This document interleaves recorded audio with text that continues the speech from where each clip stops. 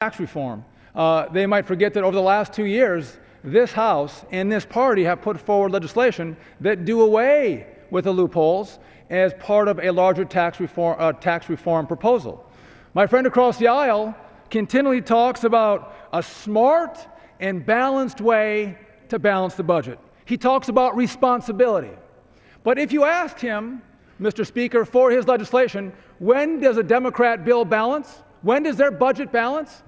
It never does. Ask him, does it balance in 10, 20, 50 years? How about 100 years? Does your budget balance in 100 years? Never does it balance. That is not a balanced approach. The Senate hasn't put forward a budget in 4 years. The president's budget. Not one Democrat in this chamber or the Senate voted for the president's budget. And that one too never balances. That's not a balanced approach. America deserves better.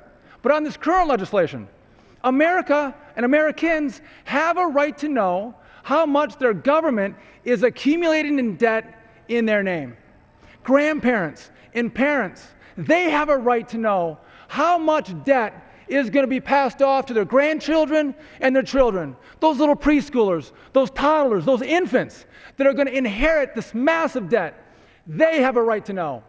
How about those young adults that are getting out of high school, in tech school, and out of college?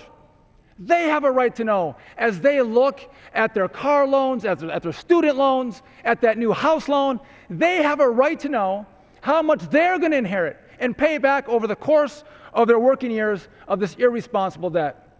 Americans have a right to know.